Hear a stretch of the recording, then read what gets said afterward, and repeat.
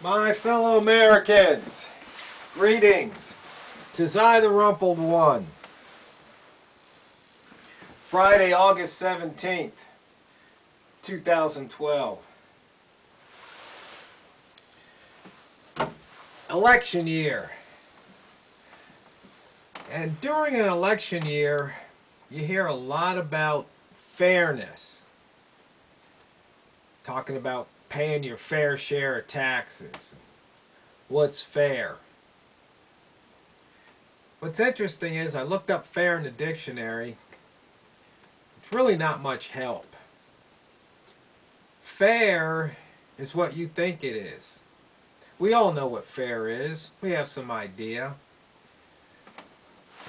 You know, there's people in the workplace say, you know, you should have equal work, equal pay, because that's fair.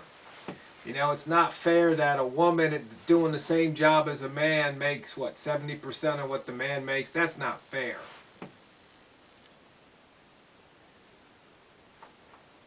Not too many people would argue against those type of statements.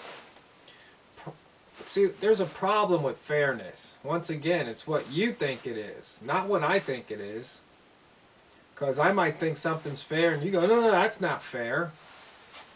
Especially when it comes to taxes. You know, I asked my congressman the other day, you know, was it fair, or is it fair that he wants to tax the top income earners, you know, close to 40%, whereas the rest of the people are paying, you know, maybe only 10, 15%. And he was saying that, you know, we have a tradition in this country of collective responsibility. I already made a video on that, so I'm not going to go down that path. I'm going to take a different path. See, when it comes to fairness in the workplace, you know, a lot of people say, well, you look at the executives making millions of dollars and getting million-dollar bonuses where these people down here are working for minimum wage. That's not fair. A lot of people don't think that's fair.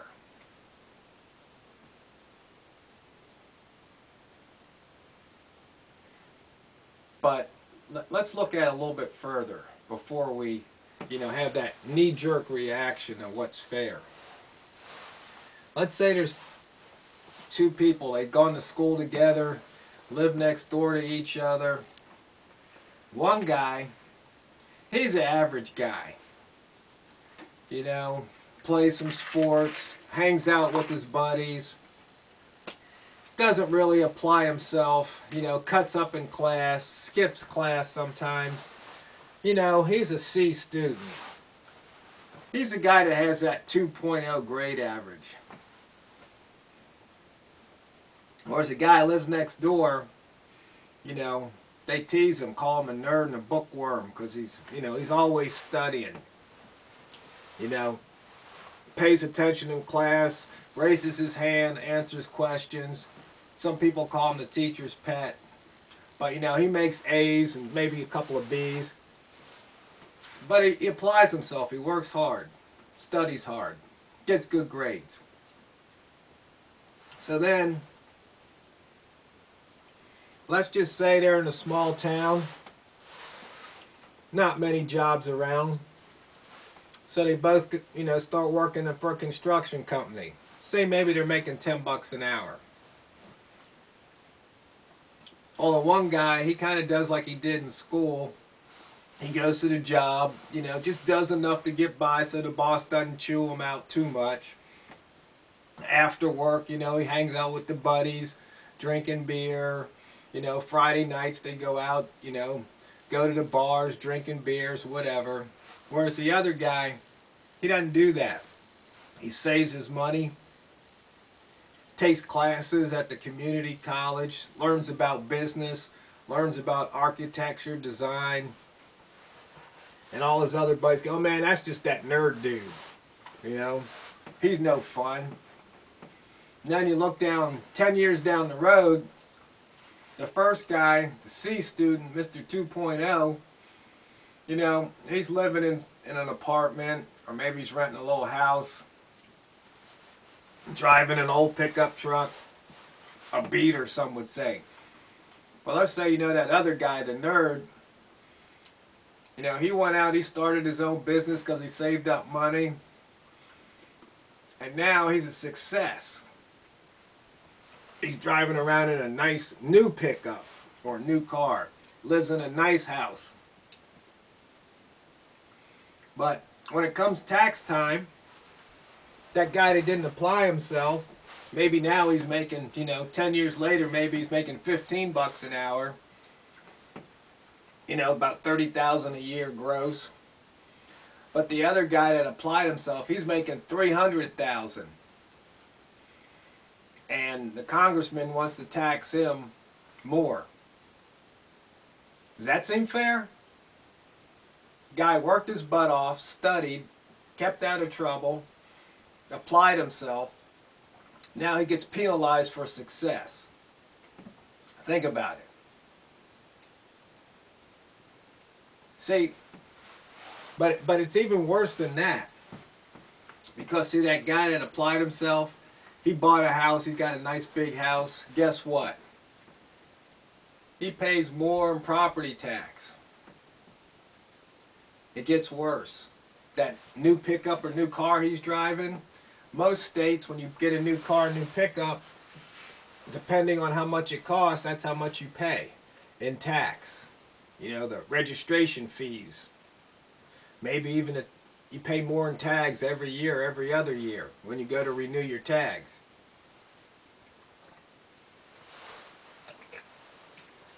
So you see, every step of the way, the guy that applied himself, he's getting screwed. Think about it. Is that fair? Now you might argue, yeah, but he's got more. But he earned it. Now Obama would say he didn't build that business, somebody else built it. But we all know that's a crock. So, you see how it works? This whole concept of fair, it's what you think it is. But sometimes you have to look beyond what you think and step back and see the big picture. So, I did that research, and I put the links in that other video, but, the top 25% of the wage earners in the U.S. pay 75% of the taxes. 75% by the top 25. Is that fair? So, and what's fair got to do with it anyway? See, let's go back to the workplace. You see, in the workplace, you're getting paid for one thing or the other. You're either getting paid for your time or you're getting paid for your results. Let me give you an example. When you go to the grocery store, there's a clerk or cashier. Now, after you get your groceries, you put them on the conveyor belt and they check you out. They're getting paid for their time. Because it doesn't matter if they only check out one person or if they check out 10 or 100. The person who owns that store needs them to be there to cover that cash register for their 8-hour shift. So they're getting paid for their time. And some cashiers are better than others. We all know that. Some are slow, some are quick. Some know how to bag, some don't. But the bottom line is in this particular instance, they're getting paid for their time. On the other hand, some people get paid for results. Say you got a ranch, and it comes time to round up the animals, or hay. Let's just take hay for example. You got a 100-acre field, needs to be hayed. Well, That's worth so much to that farmer. Farmer might say something like, yeah, I need my field hay and I'll pay you $100 to hay the field. And the guy might go, no, farmer, I need 150. So they go back and forth and maybe they settle on 120. So now that guy has a contract. He hays the field, he gets 120 bucks. Now, it might take him a day, it might take him 2 days, it might take him 3 days. Doesn't matter to the farmer so long as he gets the job done before it rains. Got to make hay when the sun shines. So now, if that guy doing the haying is smart, he's going to bust his chops to get that hay done. Because if he can do it in a day, that means he makes 120 today. That means tomorrow he can go to the next farmer, maybe make another 120. So he's getting paid for results, not time. And see, that's the big difference in business. So what's fair? You know, if you're a production line, you should get paid for production, not just showing up. Because if you just show up, that ain't good enough. You got to show up and get the job done. So if you're the new man at the job, the low man on the totem pole, but you know you can crank out 12 widgets an hour and everybody else is cranking out 10, then guess what? You're a more valuable employee. So guess what? You should get paid more. But once again, what's fair? Some people will complain, well, you know, why are you paying the new guy more? Well, he's producing more. Yeah, but I've been around here 10 years. Don't matter. It's you know, what have you done for me lately? What are you producing for me today? A lot of people don't understand that. I mean, look at sports. You're only as good as what you do. You don't have a good season, they might trade you, cut you, fire you. You have a real good season, then you want to renegotiate your contract. It's all about results. Because they don't just need you to show up. That's not good enough. They need you to produce, you know. Put points on the board, score touchdowns, hit home runs, you know, strike people out, make baskets, keep the puck out of the goal, whatever. That's just how it is. And some people might say things like, you know, well, it's not fair that baseball players make more than teachers. Well, look at where we put our emphasis. You know, there's a lot of parents, sports fans. They'll go to the kids' games, but they won't go to a PTA meeting. Imagine that. So you see, when you talk about fair, it's just all over the place. It's what you think it is, not what I think it is. I just know what I know when it comes to fair. You know, I don't think it's fair that one person should have to pay more than another in tax if their vote's the same. I've already given you an example about the condominium. A lot of people don't see it that way. But that's why this country is a republic and not a democracy. Because a democracy is two wolves and one sheep deciding what's for dinner. Or in that case, who's for dinner.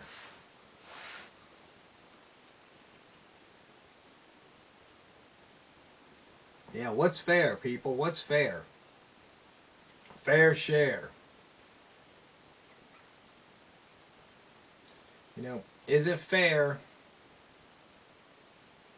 that some people bust their butt, but they only wind up having to pay more in tax? That's not fair, at least not in my book.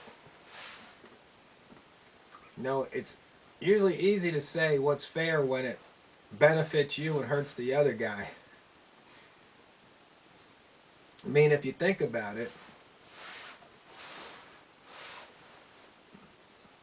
it's always easy to tell the other guy, draw lines for them, show what's fair.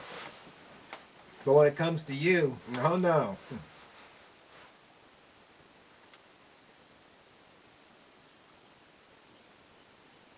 See, once again, when you're out here in the country and it's quiet and you got animals running through your front yard,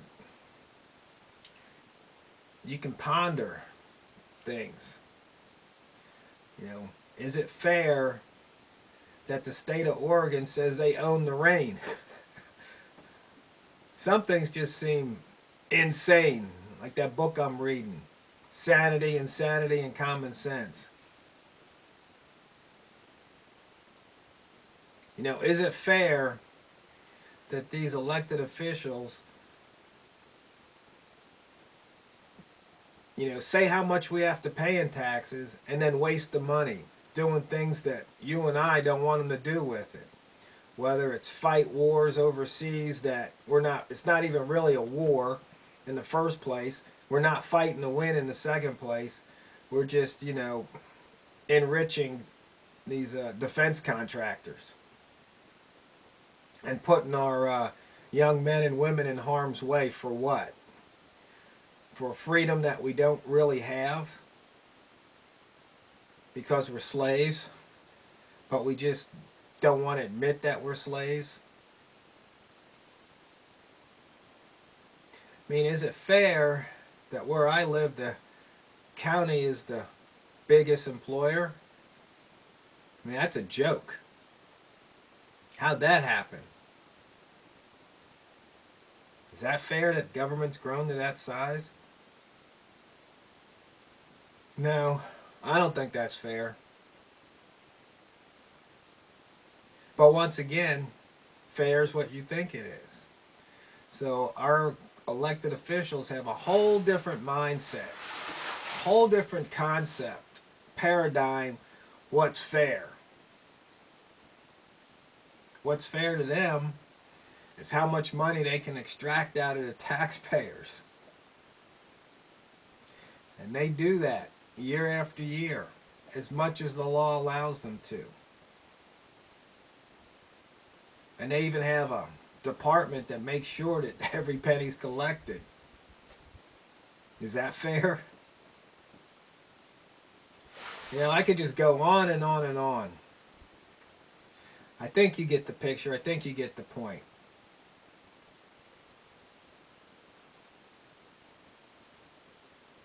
You do, don't you? I know you do.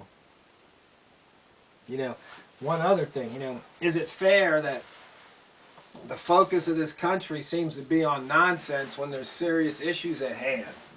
You know, my videos get a couple hundred views, you know, but look at the videos that go viral. Silliness. Some of it's pretty funny, yeah, chuckle, but where's the balance? You know, is it fair that people aren't focused on important issues? So you can just use that word fair and apply it anywhere. That's part of the problem. It's part of the situation.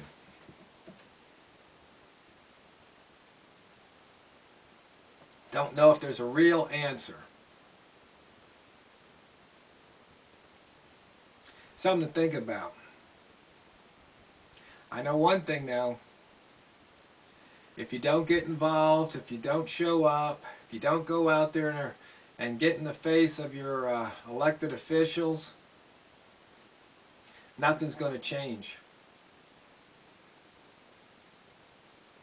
Is that fair? See, is it fair for you to not go to these public meetings and expect somebody else to, and then expect things to get better, change? No, it's not. You know it. I know it. So you have to think about it. What are you going to do about it? You're just going to sit back, or you're going to take action?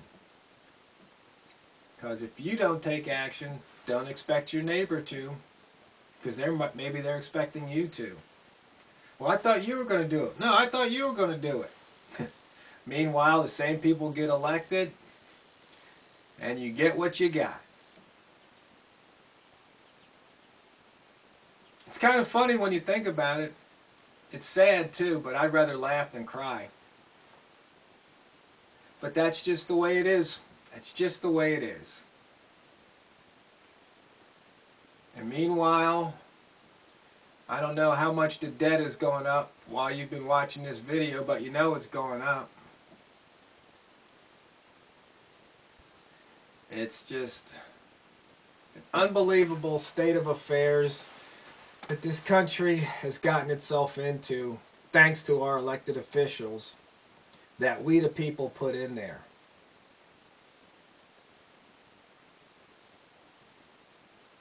We really have to wake up, America. We really have to wake up. We have to wake up and smell the tyranny.